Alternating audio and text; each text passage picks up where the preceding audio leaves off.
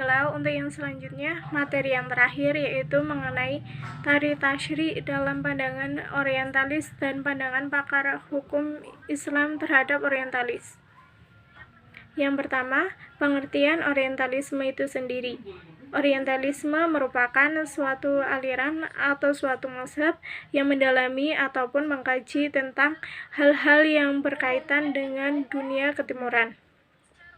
Secara umumnya, orientalisme merupakan sebuah ajaran atau paham yang dibentuk oleh opini orang-orang barat. Kemudian, sejarah munculnya gerakan orientalisme.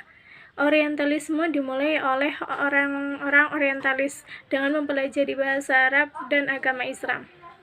Kemudian, sesudah meluasnya penjajahan barat atas timur, mereka makin luas lagi mempelajari agama timur, adat istiadatnya, bahasanya, dan lain-lain.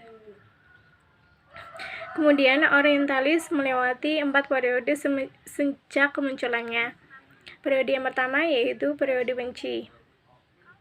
Kaum orientalis memandang agama Islam dengan segala aspeknya dengan pandangan benci dan permusuhan.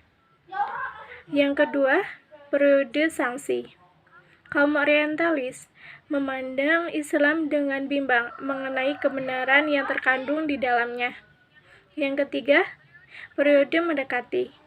Kaum orientalis meneliti agama Islam dan umatnya dengan pendekatan ilmiah. Dan yang keempat, periode toleransi. Kaum orientalis lebih menekankan pada penelitian yang menghasilkan sesuatu yang lebih objektif dan demi kesejahteraan umat manusia secara umumnya. Dan selanjutnya, motivasi orientalisme itu ada 3.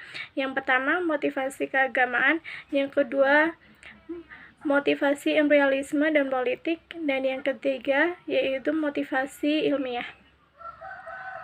Selanjutnya, pandangan orientalisme terhadap hukum Islam.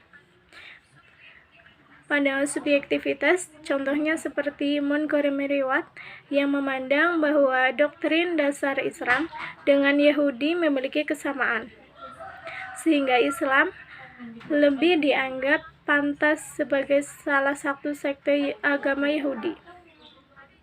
Ada juga yang memandang Islam tidak baik, dari beberapa orientalis yang tidak begitu memahami Islam secara komprehensif.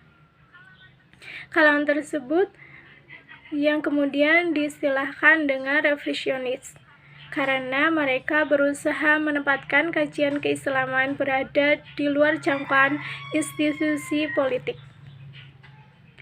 Selanjutnya, pandangan pakar hukum Islam terhadap orientalisme.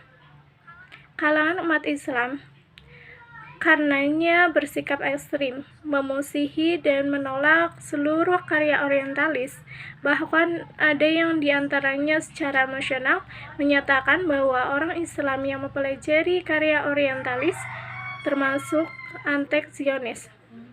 Akar-akar orientalis di Indonesia saat ini salah satunya yaitu dilihat dari beberapa pengaruh orientalis terhadap hukum Islam. Di antaranya, yang sebagai bukti adalah Kontraragraf kompilasi hukum Islam. Ada beberapa poin masalah dalam hukum Islam.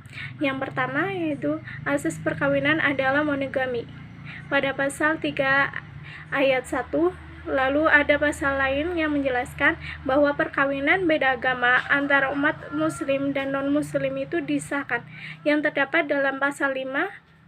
Kemudian, iddah tidak hanya dimiliki oleh wanita, tetapi juga laki-laki yang mempunyai masa iddah 130 hari. Terdapat dalam pasal 80 ayat 7.